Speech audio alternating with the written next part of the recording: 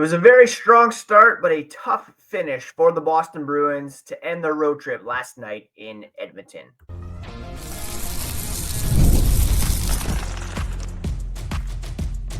You're Locked On Bruins, your daily podcast on the Boston Bruins. Part of the Locked On Podcast Network, your team every day. What is up, Bruins fans, and welcome back to the Locked On Boston Bruins podcast. I'm your host, Ian McLaren, and this is a daily show where we discuss all things Spoked B. Today is Friday, December 20th, and I want to thank you so much for making Locked On Bruins part of your daily routine. Free and available on your favorite podcast app and on YouTube. It's part of the Locked On Podcast Network, your team every day. And today's episode is brought to you by FanDuel. New customers can place a $5 bet and you'll get started with $150 in bonus bets if you win your first $5 bet. Visit FanDuel.com to get started. And before we get started, a quick reminder, you can find the podcast on social media at Locked NHL Bruins. And you can find me, my hockey thoughts, dad jokes at Ian C. McLaren. I'm in a different setting today. I'm in Ottawa, Ontario, after having traveled down the other day to be with my mom, who went through a chemotherapy treatment on Thursday. Thank you for all the well wishes there. And I forgot my mic at home, so you can tell the audio is a bit unoptimized here today, but we press on because this is your favorite team every single day. And what a start to the game last night for the Boston Bruins. I posted on social media that back in the summer, Don Sweeney, Cam Neely could have only dreamed about that kind of period against the Edmonton Oilers. The Boston Bruins came out and jumped out to a 2-0 lead in the first period, thanks to goals from Elias Lindholm, who was a key signing by the Boston Bruins, as well as Mark Kastelic, who was part of the Linus Ullmark trade. And while Linus Ullmark is kind of dragging the Ottawa Senators into playoff contention, it's Kastelic who is providing some pretty important depth scoring for this team. And the goal he scored last night was quite a beauty, something you'd expect to have seen from somebody at the other end of the ice, namely a Connor McDavid or a Leon Draisaitl or perhaps a Zach Hyman. And speaking of Hyman, it was he who kickstarted the comeback for the Edmonton Oilers. In the second period, the Oilers, after having been flummoxed in the first, again, outscored 2-0, the Bruins outshot Edmonton by a margin of 11-5 in the first period. Just as good of a start as you could have ever dreamed up, especially against a team with very real Stanley Cup aspirations. But you can only keep this team off the board for so long. And after the first, the Oilers loaded up on the top line, uniting Draisaitl, McDavid, and Hyman. And let's be honest, a couple of the goals scored in this one, especially the first, maybe the second, were ones you would have liked to have seen Jeremy Swayman stop, especially that Zach Hyman goal that got Edmonton right back in it here in the middle of the second period. But at the same time, it's a situation where the Oilers are just that good, and you can only keep them down for so long.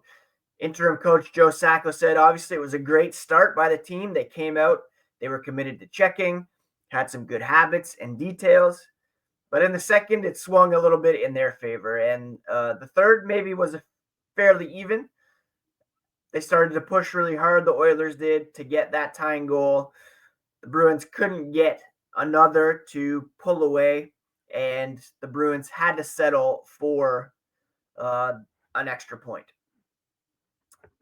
And while it's disappointing, to get a point against the Oilers on the road is something that can't be sneezed at either. The Bruins ending this road trip with a record of 2-2-1.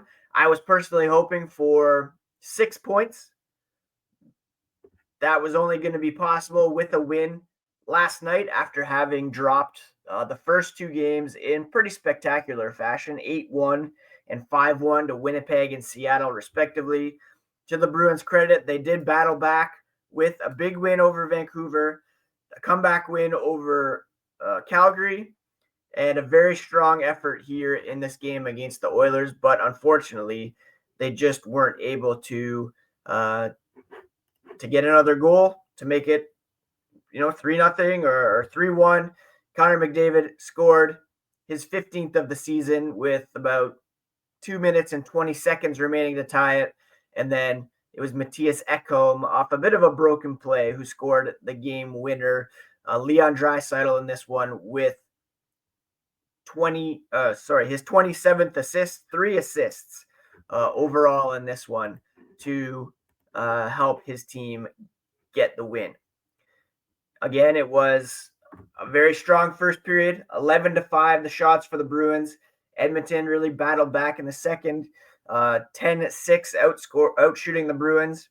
Fairly even to end the game, but Stuart Skinner was just a bit stronger than Jeremy Swayman down the stretch to earn his team the victory.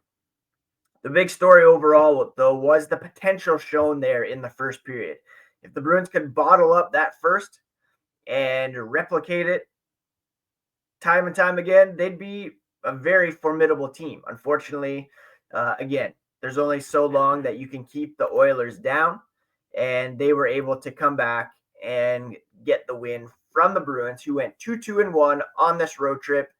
500 road trip over 5 games. It's not terrible for a Western Conference swing, all pretty much on the West Coast or one time zone over, but not exactly what you need to create some separation from some teams that are chasing you in the Eastern Conference playoff picture.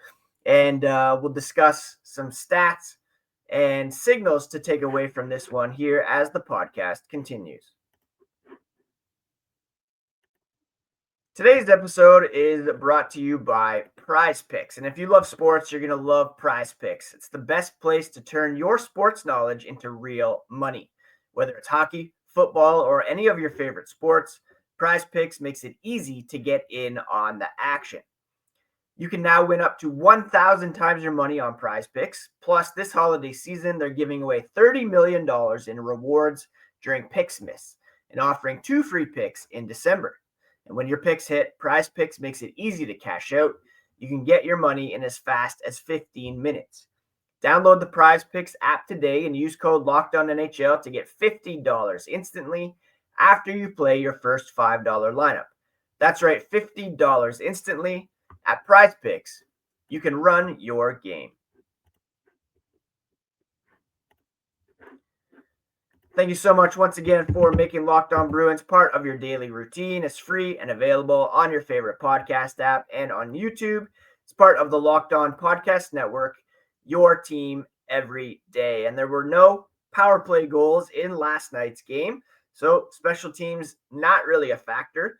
The Bruins were able to kill a couple penalties from Edmonton that would have allowed the Oilers to come back a bit sooner in this game, which was to their credit, especially with the loaded power play unit that Edmonton could put out on the ice.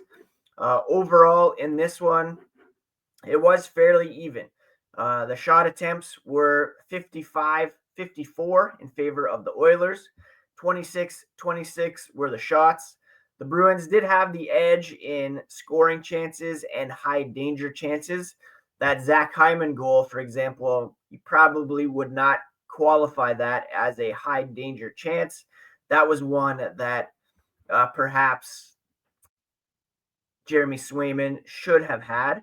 And if you look at it all as a whole, the Bruins had the edge in expected goals. It was really the Bruins who probably should have won this game. Expected goals were 3.36 in their favor, 2.33 in Edmonton's favor. For the Bruins, though, it was Elias Lindholm who scored his 5th goal of the season for the Boston Bruins. And he, perhaps needed this little trip to Canada to remind him of the player that he once was in Calgary and even last year at times in Vancouver. Over the past few games, he has 4 points over his past 3 games. An assist in Vancouver, a goal and an assist in Calgary, and then the goal last night. He's now on pace for 12 goals, 29 assists, 41 total points. Still down from what we would expect from him after signing that marquee free agent contract. But he's showing signs of getting more acclimated to Boston. And they even talked about that on the broadcast last night. I was listening to the Edmonton broadcast, and they discussed, how many new faces the Bruins are trying to incorporate into the lineup this year. And you can't discount the fact that it takes quite a bit of time for that many players to get used to playing in the Bruin system, what it means to be a Bruin, etc. Now, Mark Kastelic, with his goal, he's now 3 off his career high in only 33 games. He's tied his career high in points already. So that has been a great addition in a depth role for the Bruins. He's on pace for 10 goals, 17 assists for 27 points. His previous career high in points was 11, which he's already matched, and his career high in goals is 7. So he's well on his way to breaking that mark. Jeremy Swayman, 23 saves on 26 shots for a save percentage of .885. Again, not spectacular. You would have liked him to have made some of those stops, especially that Hyman one. The McDavid goal was a bit of a scramble in front of the net. He, I guess, lost the puck a little bit there. Otherwise, he was pretty solid, making a couple big saves early on Leon Draisaitl, for one. I remember that right pad save on him. But again, you would have liked him to have stopped that Hyman goal, and the Bruins maybe could have come out on top here, but alas, such is not the case there. The Bruins went 0 for 2 on the power play. Just a dreadful, I think they're on pace for the worst power play in team history in a full season. So that is an area where the Bruins can improve, maybe with the return of Hampus Lindholm, whenever that will be. He can help get them back on track there, or get on track to begin with. He was given a shot on the power play before he was injured. Charlie McAvoy just not getting it done. Overall, like I said, the Bruins 2-1 on this road trip. Not particularly disastrous, but it didn't really put them further ahead by any means. If you look at the Eastern Conference standings at the moment, the Bruins down in 8th in terms of point percentage. And that's because the Ottawa Senators won again last night in Calgary, and they are on an absolute heater right now, 7-2-1 over their past 10 games, and they have won 5 in a row. And that is due in large part to the resurgence of Linus Ullmark. Both he and Jeremy Swayman got off to tough starts this year, with Swayman having missed training camp, taking on the mantle as the number 1. Linus Ullmark moving to a new city, getting acclimated with the new system, new teammates, new everything over there. And he has been fantastic over this last stretch here. He had a .935 save percentage the other night. He's got 2 shutouts in the past 5 games. Save percentages of .926, .969. That's the kind of numbers that we're looking here for from Jeremy Swayman. He's just not putting those up at the moment. Since November 27th, Ullmark hasn't posted a save percentage lower than .912, and that is where his season save percentage, well, it's at .916 at the moment. And he is really propelling the Ottawa Senators up in the standings. They're 2 points back of Boston technically, but they have 2 games in hand. a .563 point percentage compared to .559 for the Bruins. And they have a positive goal differential, I should add as well. They scored more goals from the Bruins and allowed much fewer. So right now, that's the team that they need to try to catch or slow down. The Penguins, the Rangers, all on their heels as well. They're slightly behind the Bruins. The Rangers in particular, they've been crumbling, but still have the talent there that they should be a playoff team. When we're looking ahead here, what can we take away from this road trip that the Bruins can be positive about? Well, let's be honest. If you look at that Winnipeg game, the Seattle game, and then having Vancouver, Calgary, and Edmonton on the schedule following those three, it was easy to envision 0-5 road trip after those first two games. The way they looked after those two games, just not good at all. But to their credit, again, they were able to bounce back and get 5 points out of those 3 games, which is pretty good going through Vancouver, Calgary, and Edmonton. All 3 of those teams are very competitive this year. However, it was, clouded by that poor start, and that has really put their goal differential back in the toilet. They are tied for 3rd worst in the East, tied with Philadelphia. They're on a 3-game losing streak, and league-wide, the Bruins' goal differential is tied for 5th worst. Yes, that was propelled by their poor start under Jim Montgomery. They were at -21 when he was fired, so they are +2 under Joe Sacco. But you still have to take into account the way they were playing earlier this season and look at, their numbers as a whole. Now, since November 21st, when Joe Sacco took over, there are, of course, many improvements that have been made and lots to be pretty encouraged about. Boston's point percentage since Joe Sacco took over is 5th in the NHL. They're 9-4-1. And again, they were 7-2 heading into this road trip. They're now 9-4-1 under Sacco, a .679 point percentage, behind only Utah, Edmonton, Los Angeles, and Vegas since the 21st of November. They've played some pretty poor teams. They've only played now, I guess, 3 playoff level teams over that span. But, you can only do what you can against the opposition that is presented to you. And the Bruins, to their credit, have played very, very well. Now, their power play is still sputtering. It's 27th under Joe Sacco. The penalty kill once was 1st under Joe Sacco. Now it's down to 8th. So that's struggling a little bit. They are getting more pucks on net. They're 7th in terms of shots per game. Shots allowed per game, they are 30, or they're 2nd in terms of fewest shots allowed per game.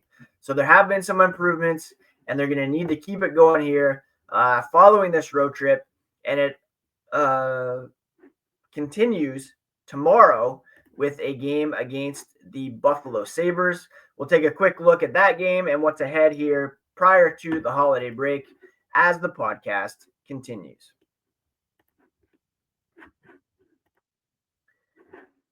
Get in on the action this NFL weekend with FanDuel, America's #1 sportsbook. Right now, new customers can bet $5 and get $150 in bonus bets if you win. The FanDuel Sportsbook app gives you everything you need to place live bets on the NFL all in one place. So when you get a hunch in the middle of a game, you can check the latest stats, view live play-by-play, and so much more on the same page where you place your bets. Visit FanDuel.com to join today, and you'll get started with $150 in bonus bets if you win your first $5 bet. That's FanDuel.com. Never waste a hunch and make every moment more with FanDuel, an official sportsbook partner of the NFL.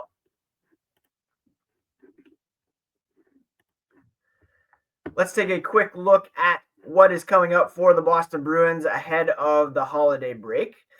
They have a couple games on tap, beginning with tomorrow evening back at home against the Buffalo Sabres. And then they will host the league-leading Washington Capitals before getting a few days off over Christmas. They will have Christmas Eve, Christmas Day, and Boxing Day off, and then a home-and-home next Friday, Saturday against the Columbus Blue Jackets. Right now, Washington, they're actually second in the NHL in terms of total points, but first when it comes to point percentage. We'll preview that game on Monday's podcast, but when it comes to tomorrow, the Sabres, one of the worst teams in the NHL this season, worst in the East. They have gone winless over their last 10, 11 games, 0-7-3 in their last 10. And the Bruins will get the benefit of having a Sabres team that will be tired and traveling because they're playing tonight against the Toronto Maple Leafs. It's a game that will be in Buffalo, 7 p.m. Eastern. So the Sabres will have to take on a tough Maple Leafs team tonight and then travel to Boston to take on the Bruins tomorrow night. The Sabres, you look at Boston's terrible power play. The Sabres aren't much better. They rank 30th on the power play. This is going into Friday's action at least. 22nd on the penalty kill. They're not scoring as much as we thought they might. 21st in terms of total offense. 26th in team defense, goals allowed per game, and 0 wins over their past 10, even 11, I think. And they've lost to teams like the Islanders, Detroit, the Rangers with a rare win there, Montreal. This is just a team that is really lost at the moment. So the Bruins, disappointing result against the Oilers, and a perfect opportunity to bounce back with a big win over the Sabres here on Saturday, a team that will be coming off a back-to-back, having to travel a bit, and just terrible lately. A loss on home ice to Buffalo would really be disappointing tomorrow night. It's the first of 4 meetings between these two teams, and a real opportunity for the Bruins to take advantage of a team that is struggling mightily. I would expect Korpisalo to be in net for this one. He's been rested. He hasn't played in a few games here, I guess, since that loss in Seattle. So the Bruins have gone to Swayman for 3 straight games. He still has the better save percentage here, .901 compared to .887 for Swayman. Swayman does have a winning record now, 11, 10, and 3. The Sabres will probably, well, who knows who they'll go with because of the back-to-back. So that's something to keep an eye on ahead of tomorrow's game as well. But their best goaltender this season has been Ukko-Pekka Luukkonen, who's got an .896 save percentage for them. Just an incredibly disappointing season so far for the Sabres. They were a team that's expected to challenge for a playoff spot, be up there with Ottawa, but just not getting it done. And it's a prime opportunity for the Bruins to get a W here ahead of a tough game on Monday against Washington. That's it for today's episode of Locked On Boston Bruins, my friends. Thank you so much for taking the time to listen. Thank you for bearing with me without the microphone. I'm heading back to drive from Ottawa to Guelph later today, and we'll be back on Monday with a fresh episode of Locked On Boston Bruins. Please do take care of yourselves, take care of each other, and do check out Locked On Fantasy Hockey next, where Steele and Flip will give you all the tips you need to win your week and get an edge in your fantasy league. It's all part of the Locked On Podcast Network, your favorite team every single day.